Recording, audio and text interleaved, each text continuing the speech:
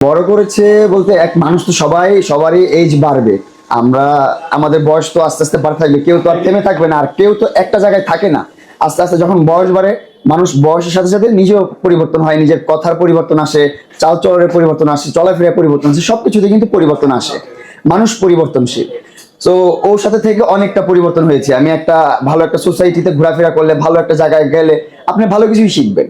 So তেমনি আমি যখন ওর সোসাইটিতে ছিলাম, ওর সোসাইটির যে কালচারটা ওইটাই তো আমি শিখছি, ভালো কিছুই ছিল। এখন ওর সোসাইটি থেকে আমি ওর কাছ থেকে ভালো কিছু নিয়ে আসছেন, আমার দিক থেকে যতটুকু দেওয়া সম্ভব ছিল, আমার যতটুকু মানে সামর্থ্য ছিল যে পুশ করা, ওরে মানুষ চিনুক, ওরে মানুষ ভালোবাসুক। কেন করছে এটা করার কারণ আছে তো এখানে, যে ও নিঃস্বার্থে আমার জন্য এত কিছু করছে। আমাকে এই গিফট দিছে, সেই গিফট দিছে, আমার যখন যেটা লাগতেছে সেটা দিচ্ছে। মানে মানে গিফট দিচ্ছে, কিন্তু ও মানে আমাকে অনেক গিফট দিছে। কিন্তু আমি সবসময় বলি, আমার মনের মধ্যে কোনো প্যাচ নাই ভাই, আমি প্যাচ রেখে কথাবার্তা বলতে পছন্দ করি না।